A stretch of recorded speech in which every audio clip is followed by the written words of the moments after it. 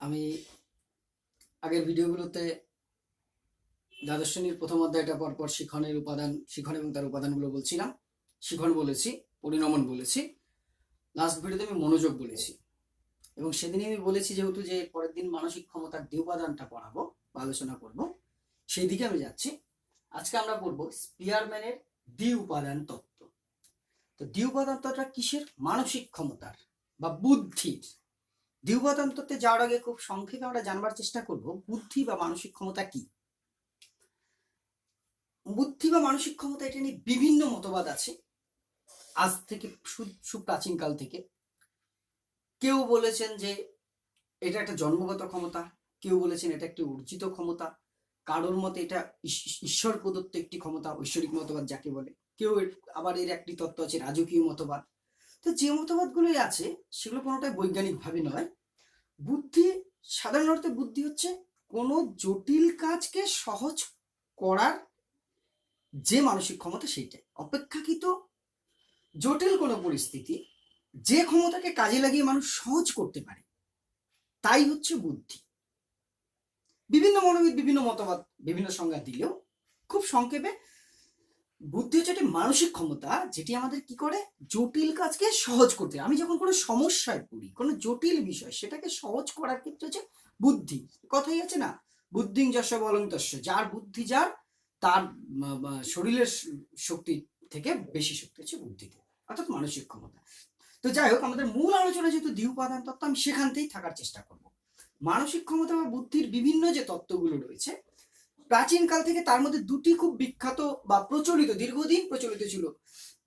একটা ছিল জন্মগত, যে বুদ্ধি হচ্ছে জন্মের সময় মানুষ নির্দিষ্ট পরিমাণে নিয়ে জন্মায়। আর একটা মতবাদ ছিল হচ্ছে যে না, অর্জিত বুদ্ধি মানুষের থাকে না, বিভিন্ন কাজের মধ্যে দিয়ে জন্মের পর মানুষ অর্জন করে, বিভিন্ন বিষয়ে পড়াশোনা করে কাজ করে তার বুদ্ধিটা বাড়ে। কিন্তু এছাড়াও যে মতবাদ, ঐশ্বরিক মতবাদ, রাজকীয় মতবাদ, বিভিন্নভাবে এর কোনো বৈজ্ঞানিক ভিত্তি নেই, কোনোটারই কোনো বৈজ্ঞানিক ভিত্তি ছিল না, সবই এক একটা কল্পনা প্রসূত এক একটি মতবাদ। বুদ্ধি সম্পর্কে প্রথম বিজ্ঞানসম্মত যে ধারণা বা মতবাদ প্রদান করেন ব্রিটিশ মনোবিদ চার্লস পিয়ারম্যান। ব্রিটিশ মনোবিদ চার্লস পিয়ারম্যান প্রথম বুদ্ধি সম্পর্কে মতবাদ ব্যক্ত করেছেন।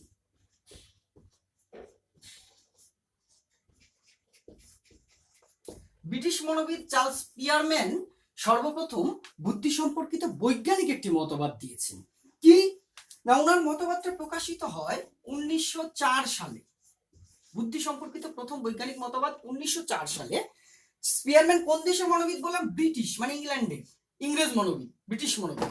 চার্লস পিয়ারম্যান 1904 সালে তার একটা বিখ্যাত পত্রিকা, আমেরিকার থেকে বিজ্ঞান সম্বন্ধীয় একটি যে ম্যাগাজিন মতন, যেখান থেকে বিজ্ঞান সম্বন্ধে বিভিন্ন গবেষণাপত্র প্রকাশিত হয়, সেই পত্রিকাটার নাম হচ্ছে American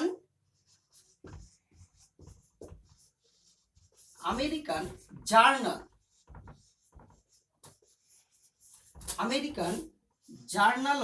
American journal of psychology.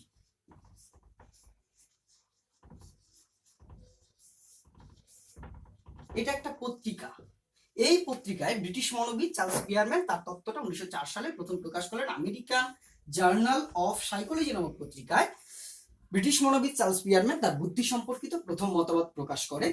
এটি হচ্ছে বুদ্ধি সম্পর্কিত যে কটা মতবাদ আছে তার মধ্যে প্রথম বৈজ্ঞানিক মতবাদ। প্রথম তিনি বললেন, তাহলে আবার কি বললাম, যে ব্রিটিশ মনোবিদ চার্লস পিয়ারম্যান 1904 সালে আমেরিকান জার্নাল অফ সাইকোলজি নামক পত্রিকায় বুদ্ধি সম্পর্কিত প্রথম বৈজ্ঞানিক একটি ধারণা প্রদান করেন। তিনি কি বললেন? তার আগে অব্দি প্রচলিত কি ছিল? বুদ্ধি একদল বলছেন জন্মগত, আরেকদল বলছেন অর্জিত। তিনি দুটোকেই কিছুটা সত্যি মেনে নিলেন, আবার দুটোরই কিছু অসত্যের দিকগুলো তুলে ধরলেন। বুদ্ধি জন্মগত বললেন হ্যাঁ এটাও ঠিক, বুদ্ধি অর্জিত বললেন হ্যাঁ এটাও ঠিক। আবার বুদ্ধি জন্মগত এটা সম্পূর্ণ ঠিক নয়, বুদ্ধি অর্জিত এটাও সম্পূর্ণ ঠিক নয়। টোটাল কথাগুলো একটু গোল মেলে একত্রিত করলে কি দাঁড়ায়? বুদ্ধি কিছুটা জন্মগত, কিছুটা অর্জিত। কিছুটা জন্মের সময়ই মানুষ নিয়ে জন্মায়, আর কিছুটা কি করতে হয়, তাকে অর্জন করতে হয়। তিনি তার এই তত্ত্বে আমেরিকান জার্নাল অফ সাইকোলজি নামক পত্রিকায় একটি শিরোনাম ছিল general intelligence objectively determined and measured. আমি শিরোনামটা আর উল্লেখ করলাম না এখানে। General intelligence objectively determined and measured, এটা ছিল তার হেডলাইন। সেই হেডলাইনে তার এই পত্রিকায় প্রকাশিত করলেন, তিনি বলেন বুদ্ধির উপাদান জন্মগত অর্জিত দুটোই ঠিক, কিন্তু কোনোটাই সম্পূর্ণ ঠিক নয়, কিছুটা ঠিক। তিনি বললেন মানসিক ক্ষমতা বা বুদ্ধির উপাদান হয় দুটি, দুই রকম উপাদানের কথা বললেন। একটি বললেন সাধারণ মানসিক উপাদান,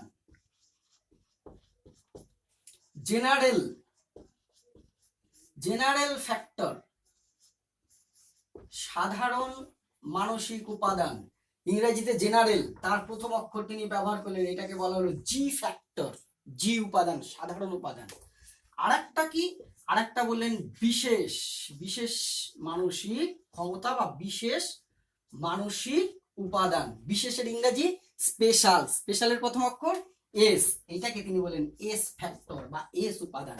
একটা হচ্ছে সাধারণ মানসিক ক্ষমতা বা সাধারণ মানসিক উপাদান, আর একটা হচ্ছে বিশেষ মানসিক ক্ষমতা।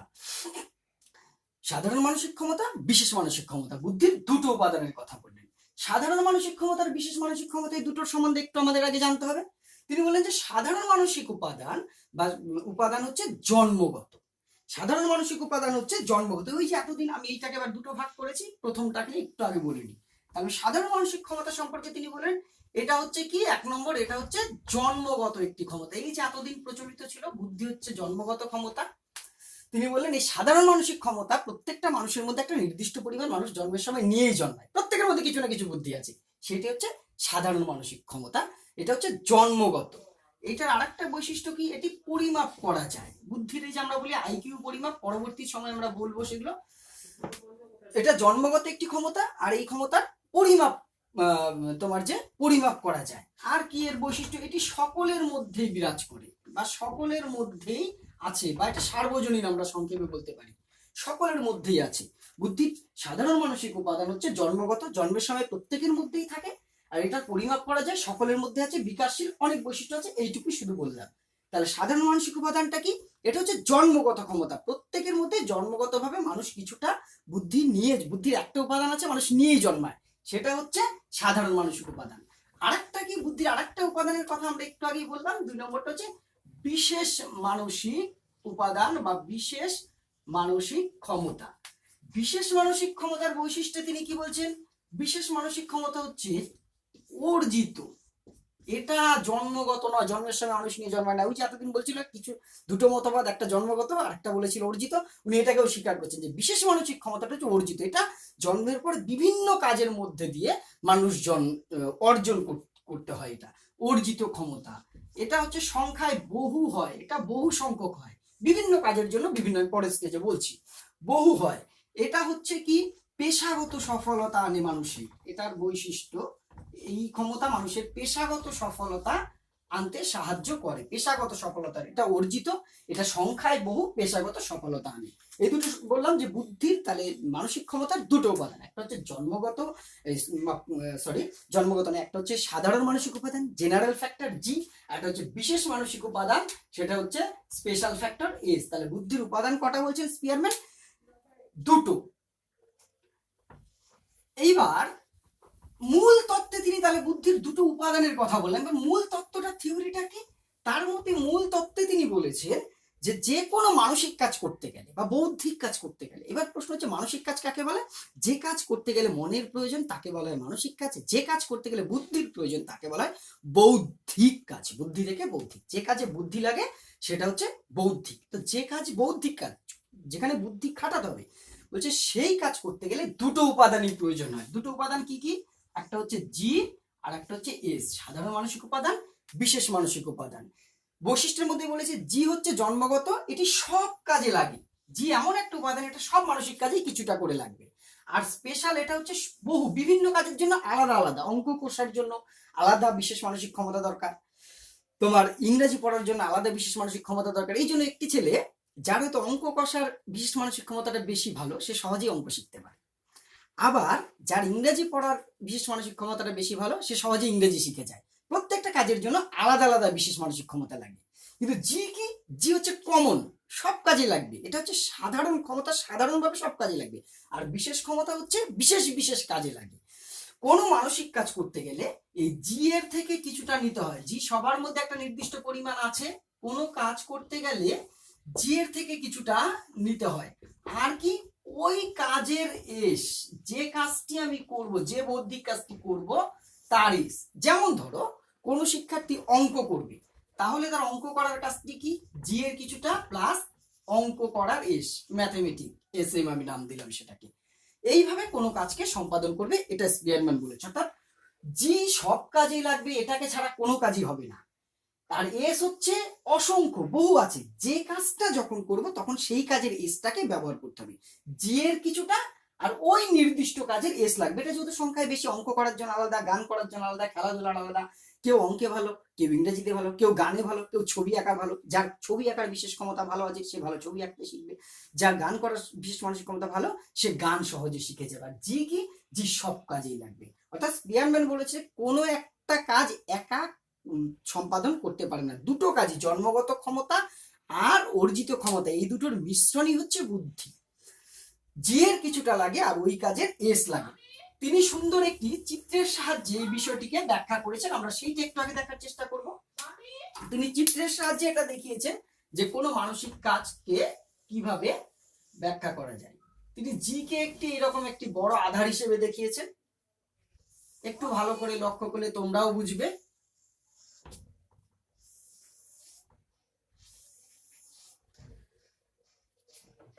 ধরো এটা এক একটি মানসিক কাজ মানুষের, এটা 1 নম্বর কাজ, এটা 2 নম্বর কাজ, এটা 3 নম্বর কাজ, এটা 4 নম্বর কাজ। 1 নম্বর কাজের জন্য জি এর থেকে আমাকে কিছুটা নিতে হবে আর এস লাগবে। 1 নম্বর কাজের জন্য 1 নম্বর এস, এখানেও জি এর কিছুটা, 2 নম্বর কাজের জন্য 2 নম্বর এস, এখানেও জি এর কিছুটা, 3 নম্বর কাজ এটা 3 নম্বর এস, এটাও জি এর কিছুটা, এটা যেহেতু 4 নম্বর কাজ 4 নম্বর এস। এইভাবে আমি চাইলে আরো দেখাতে পারি। অর্থাৎ এর মধ্যে চিত্রে তিনি কি বোঝাতে চেয়েছেন, জি আমাদের মধ্যে নির্দিষ্ট পরিমাণ আছে, কিন্তু সব কাজটা শুধু জি নয়, এই জি এর থেকে কিছুটা আমাকে নিতে হচ্ছে। আর যে কাজটা আমি করব সেই কাজের এস, 1 নম্বর কাজ করার জন্য 1 নম্বর এস, 2 নম্বর কাজের জন্য 2 নম্বর এস, 3 নম্বর কাজের জন্য 3 নম্বর এস। দেখো এস বদলে যাচ্ছে, জি কিন্তু বদলাচ্ছে না। জি মানে সাধারণ মানসিক ক্ষমতা, সব কাজেই লাগবে, এই জন্য এটা কমন, সাধারণ, জেনারেল, এটা ছাড়া কিছুই হবে না। এটা হচ্ছে জি এমন একটা ক্ষমতা, নুনের মতন সমস্ত সবজি বা তরকারিতে এটা মাস্ট লাগবে। আমি অন্য মশলা চেঞ্জ করতে পারি, নুন আমি চেঞ্জ করতে পারবো না। ঠিক সেরকম জি বা সাধারণ মানসিক ক্ষমতা হচ্ছে সব কাজে সমস্ত জায়গায় লাগবে। কোনো মানসিক কাজ করতে গেলে জি এর থেকে কিছুটা লাগে আর ওই নির্দিষ্ট কাজের এস লাগে। তাহলে তোমরা এবার বলো যে একজন শিক্ষার্থী শিক্ষা বিজ্ঞান পড়বে, তার কাজটাকে স্পিয়ারম্যানের ভাষায় কিভাবে ব্যাখ্যা করা যাবে। একজন শিক্ষার্থী শিক্ষা বিজ্ঞান পড়ছে মানে তার কাজটা কি, তাহলে জি এর কিছুটা লাগবে প্লাস শিক্ষা বিজ্ঞানের এস, এডুকেশন ই, এস ই। তাহলে এইটা হলো কি শিক্ষা বিজ্ঞান পড়াটাকে ব্যাখ্যা করবে। তাহলে একজন শিক্ষার্থীর ইংরেজি পড়াটাকে তুমি কিভাবে ব্যাখ্যা করবে, G plus S, English, English পড়ার এস লাগবে। ঠিক আছে, এই চিত্ররূপ বা এইভাবে ছবির আকারে তিনি এটাকে ব্যাখ্যা করেছেন। তারপর স্পিয়ারম্যান তার এই তত্ত্বটাকে আরো বেশি দৃঢ়ভাবে প্রতিষ্ঠা করবার জন্য তার এই একটি গাণিতিক কৌশল প্রয়োগ করেছেন, একটি গণিতের মাধ্যমে তিনি এটাকে প্রয়োগ করেছেন। তাকে বলা হয় coefficient of correlation. Coefficient of correlation বাংলায় হচ্ছে সহগতির সহগাঙ্ক। সহগতি কোরিলেশন আর সহগাঙ্ক হচ্ছে কোএফিসিয়েন্ট, কোএফিসিয়েন্ট অফ কোরিলেশন সহগতির সহগাঙ্ক। সহগতির সহগাঙ্ক এটাকে তিনি ছোট হাতের আর এইটা দ্বারা প্রকাশ করেছেন, ছোট হাতের আর দ্বারা এটাকে প্রকাশ করেছেন সহগতির সহগাঙ্ক। সহগতি কাকে বলে, পৃথিবীতে প্রত্যেকটা বস্তুর সাথে সম্পর্কযুক্ত এই যে সম্পর্ক, এটাকেই বলা হয় সহগতি, কোরিলেশন। একটা বস্তুর সাথে একটা বস্তুর, একটি ঘটনার সাথে আরেকটা ঘটনার যা সম্পর্ক তাকেই বলা হয় সহগতি। বলেছেন, তিনি বলেছেন প্রত্যেকটা কাজের মধ্যে সহগতি রয়েছে। তিনি মানসিক ক্ষমতা, প্রত্যেকটা মানসিক ক্ষমতার মধ্যে একটা সম্পর্ক রয়েছে বলে প্রত্যেকটা আমরা যে বৌদ্ধিক কাজ করি প্রত্যেকটা কাজের সাথে আরেকটা অন্য কাজের সম্পর্ক আছে, তিনি তাকে বলেছেন সহগতি। এই সম্পর্ককে তিনি সহগতির সহগাঙ্ক ছোট হাতের আর দ্বারা প্রকাশ করেছেন। সহগতি 3 প্রকার তিনি বলেছেন, এক হচ্ছে পজিটিভ বা ধনাত্মক, সহগতি, আর একটা হচ্ছে নেগেটিভ বা ঋণাত্মক, আর একটা হচ্ছে জিরো কোরিলেশন বা শূন্য সহগতি। ধনাত্মক, ঋণাত্মক, শূন্য, তিনি 3 প্রকার সহগতির কথা বলেছেন বিভিন্ন কাজের মধ্যে। যেহেতু খুব বেশি সময় আমি নেব না, এই জন্য এগুলোর ব্যাখ্যায় আর যাচ্ছি। সহগতি সহগাঙ্কের মাধ্যমে তিনি তার তত্ত্বটাকে প্রকাশ করেছেন। সহগতি সহগাঙ্কের ছোট হাতের আর দ্বারা প্রকাশ করা হয়েছে। সহগতি 3 প্রকার, ধনাত্মক, ঋণাত্মক আর শূন্য। তিনি একটি সহগতির সূত্রের কথা বলেছেন। সূত্র কথা কেমন? যদি আমরা 4টে কাজের মধ্যে এ বি সি ডি এই 4টি কাজের মধ্যে সহগতি নির্ণয় করি স্পিয়ারম্যানের ভাষায় সেটা হচ্ছে R A B into R CD, জায়গায় এখানে কুলোবে না, আমি নিচের থেকে এটা দিচ্ছি, R A B into R CD minus R AD into R BC is equal to 0। ঠিক আছে, এই 4টে কাজের সহগতিকে যদি আমরা এইভাবে প্রকাশ করতে পারি তাহলে তার মান হবে সবসময় 0। আর সহগতির মান কখনোই 1-এর বেশি হবে না, অর্থাৎ প্লাস মাইনাস 1 বলা হয়েছে। সহগতি কখনো 1-এর বেশি হবে না, 1-এর কম হবে না। এটা খুব জটিল হিসাব, তোমাদের 12-এর জন্য প্রয়োজন নেই, এটা অনার্স লেভেলের জন্য প্রয়োজন। এইটুকু মনে রাখলে হবে। সহগতির গতবারের আগেরবার এসএসসিতে এসেছিল সূত্রটি, আর AB into R CD minus আর। তাহলে এইটা হলো সহগতি। সহগতি কখনো মান সবসময় 0 হবে, 1-এর বেশি হবে না, 1-এর কম হবে না। তিনি যে গাণিতিক কৌশলের কথা বলেছেন তাকে বলা হচ্ছে সহগতির সহগাঙ্ক। এই গাণিতিক কৌশলের দ্বারা তিনি তার এই তত্ত্বটিকে প্রতিষ্ঠিত করেছেন। এবার এই তত্ত্বটির নাম কি? স্পিয়ারম্যানের তার তত্ত্বটার নাম দেওয়া হয়েছে কি? দ্বি উপাদান তত্ত্ব, 2 ফ্যাক্টর থিওরি। কেন দ্বি উপাদান তত্ত্ব? এই দ্বি, দয় বয় রস্যিকার দ্বি, দ্বি কথার অর্থ কি? দ্বি কথার অর্থ হচ্ছে 2। আবার ইংরেজিতে যদি এটাকে আমরা দেখি 2 ফ্যাক্টর থিওরি বলা হয়। 2 ফ্যাক্টর থিওরি, 2 মানেও তো সেই 2। কেন এই নাম হলো? এইখানে দেখো দুটো উপাদান আছে, একটা হচ্ছে জেনারেল ফ্যাক্টর জি আর একটা হচ্ছে স্পেশাল ফ্যাক্টর এস।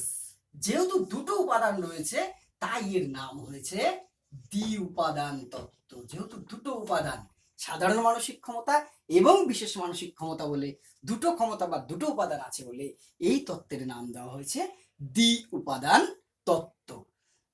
আবার ইংরেজিতেও 2 মানে 2, যেহেতু দুটো ফ্যাক্টর বা দুটো উপাদানের কথা বলা হয়েছে তাই এই তত্ত্বের নাম দেওয়া হয়েছে দ্বি উপাদান তত্ত্ব। স্পিয়ারম্যান, তাহলে তত্ত্বটা সংক্ষেপে আমি এই বললাম। এবার পরবর্তীকালে থার্স্টন সহ বিভিন্ন মনোবিদ স্পিয়ারম্যানের এই তত্ত্বটার সমালোচনা করেছেন। স্পিয়ারম্যান কি বলেছেন? জি সব কাজেই লাগে আর ওই কাজের এস। কিন্তু অনেক মনোবিদ বললেন বুদ্ধির এরকম কোনো কমন উপাদান থাকতে পারে না। এই সকল সমালোচনা হওয়ার কারণে স্পিয়ারম্যান তার তত্ত্ব প্রকাশ করেছিলেন কত বলেছি? 1904, ঠিক তার 16 বছর পর। 16 বছর পর মানে 1920 সালে তার তত্ত্বে কিছুটা পরিবর্তন এনেছেন। 1920 সালে তার এই তত্ত্বটার কিছু পরিবর্তন আনেন। তিনি এই দুটি উপাদানের সাথে আরো একটি উপাদান অ্যাড করেন, সেটা হচ্ছে দলগত উপাদান তত্ত্ব বা গ্রুপ ফ্যাক্টর বলেছেন। দলগত উপাদানের কথা তিনি স্বীকার করেছেন। পরবর্তীকালে সেটা কত সালে? 1920 সালে তার তত্ত্বে কিছুটা পরিবর্তন আনলেন এবং আরো একটি উপাদানের কথা স্বীকার করলেন, সেটা হচ্ছে দলগত উপাদান তত্ত্ব। এই গেল সংক্ষেপে স্পিয়ারম্যানের দ্বি উপাদান তত্ত্ব। আমি এর একটু সংক্ষেপে আরেকবার ফ্ল্যাশব্যাক যাচ্ছি যে বুদ্ধি সম্পর্কিত প্রথম যে কটা উপাদান, যে কটা তত্ত্ব আছে তার মধ্যে প্রথম তত্ত্ব হচ্ছে, তোমরা ভূমিকাতে এটা লিখবে, প্রথম তত্ত্ব হচ্ছে স্পিয়ারম্যানের দ্বি উপাদান তত্ত্ব। আমি তোমাদের নোট আকারে যদি এটা করো কি কি পয়েন্ট রাখবে আমি বলে দিচ্ছি। তাহলে সেটা হচ্ছে দ্বি উপাদান তত্ত্ব। প্রথম পয়েন্ট আমরা কি করছি? প্রকাশ। কবে প্রকাশ হলো? ভূমিকাটা ওটা লিখলাম, তারপরে যে 1904 সালে আমেরিকান জার্নাল অফ সাইকোলজি নামক পত্রিকায় স্পিয়ারম্যান তার দ্বি উপাদান তত্ত্বটা কি করলেন? প্রকাশিত করলেন। তারপরে 2 নম্বর পয়েন্ট আমরা কি রাখছি? উপাদান। স্পিয়ারম্যান বলেছেন মানসিক ক্ষমতার উপাদান হচ্ছে দুটি, একটা হচ্ছে জি আর একটা হচ্ছে এস। একটা সাধারণ মানসিক উপাদান আর একটা হচ্ছে বিশেষ মানসিক উপাদান। তারপরে আমরা কি করব? বৈশিষ্ট্য। জি এর বৈশিষ্ট্য আমি তিনটে করে বলেছি, তোমরা লিখবে সেই বৈশিষ্ট্য দুটো উপাদানের। এবার হচ্ছে মূল তত্ত্ব। মূল তত্ত্বে স্পিয়ারম্যান কি বলেছেন? যে কোনো মানসিক কাজ করতে গেলে সাধারণ মানসিক ক্ষমতার কিছুটা লাগে আর ওই নির্দিষ্ট কাজের এস লাগে। উদাহরণ হিসেবে কোনো শিক্ষার্থী শিক্ষা বিজ্ঞান পড়ছে, তার মানে জি প্লাস শিক্ষা বিজ্ঞান পড়ার এস। তারপরে আমরা কি দিলাম, তারপরের পয়েন্টে আমরা কি দেব, চিত্ররূপ। চিত্ররূপে আমরা কি করব, ওই যে ছবিটা আমি দেখিয়েছি সেই ছবিটা রাখবো। তারপরের পয়েন্ট কি, তারপরের পয়েন্ট হচ্ছে গাণিতিক ব্যাখ্যা। গাণিতিক ব্যাখ্যা স্পিয়ারম্যান এই তার তত্ত্বটি বিশেষ একটি গাণিতিক কৌশলের দ্বারা ব্যাখ্যা করেছেন। তার নাম কি, সহগতির সহগাঙ্ক, যাকে ছোট হাতের আর দ্বারা প্রকাশ করা হয়। এটাও কিন্তু শর্টে আসে, আর দ্বারা প্রকাশ করা হয় বলে সহগতির সমীকরণ যেটা বললাম, আর এবি ইন্টু আর বি আর CD minus R AD into R BC is equal two সবসময় যে 0। এটা তারপরে কি বললাম আমরা, নামকরণ। যেহেতু তার তত্ত্বে দুটো উপাদান, সাধারণ মানসিক উপাদান ও বিশেষ মানসিক উপাদান নামে দুটো উপাদান রয়েছে, তাই এই তত্ত্বের নাম কি হয়েছে, দ্বি উপাদান তত্ত্ব। লাস্ট আমরা কি যাচ্ছি, সমালোচনা। স্পিয়ারম্যানের এই তত্ত্বটি পরবর্তীকালে বিভিন্ন মনোবিদ সমালোচনা করেছেন। তার ফলে স্পিয়ারম্যান 1920 সালে তার তত্ত্বে কিছুটা পরিবর্তন এনে আরেকটি নতুন উপাদানের কথা বলেছেন। এই দুটির কথা তো আছে, তার সাথে আরেকটি সেই উপাদানটি বলেছে দলগত উপাদান তত্ত্ব। এই গেল স্পিয়ারম্যানের দ্বি উপাদান তত্ত্ব। একটু ভালো করে দেখবে এখান থেকে স্পিয়ারম্যানের তত্ত্বটা পড়ার সাথে সাথে সাধারণ মানসিক ক্ষমতা আর বিশেষ মানসিক ক্ষমতার পার্থক্যটা একটু দেখে রাখতে হবে এখান থেকে। আর এখান থেকে বড় প্রশ্নের সাথে সাথে শর্ট, স্পিয়ারম্যানের তত্ত্বটা কত সালে প্রকাশিত হয়েছে, 1904 সালে। কোথায় প্রকাশিত হয়েছে, আমেরিকান জার্নাল অফ সাইকোলজি নামক পত্রিকায়। কটা উপাদানের কথা বলেছেন, দুটি। কি কি, সাধারণ মানসিক উপাদান, বিশেষ মানসিক উপাদান। কোন গাণিতিক কৌশল ব্যবহার করেছেন, সহগতির সহগাঙ্ক। সহগতি কয় প্রকার, সহগতি 3 প্রকার। কি কি, ধনাত্মক সহগতি, ঋণাত্মক সহগতি, শূন্য সহগতি। স্পিয়ারম্যানের এই তত্ত্বটির নাম দ্বি উপাদান কেন, যেহেতু দুটি উপাদান আছে তাই দ্বি উপাদান তত্ত্ব। সহগতিকে কি দ্বারা প্রকাশ করা হয়, ছোট হাতের আর দ্বারা প্রকাশ করা হয়, যেটা আমি লিখে দেখিয়েছি, ছোট হাতের আর দ্বারা প্রকাশ করা হয়। স্পিয়ারম্যানের তত্ত্বটি কত সালে পরিমার্জিত হয়, 1920 সালে সেটি আবার পরিমার্জিত হয়। কি নতুন তত্ত্বের কথা বলা হয়েছে, দলগত উপাদান তত্ত্বের কথা বলা হয়েছে। এই গেল আমাদের স্পিয়ারম্যানের দ্বি উপাদান তত্ত্ব। আগামী ভিডিওতে আমি থার্স্টনের বহু উপাদান তত্ত্বটা তোমাদের সামনে তুলে ধরার চেষ্টা করব। ভিডিওটি কেমন লাগলো কমেন্ট করে জানাবে। সবাই ভালো থাকবে, ধন্যবাদ।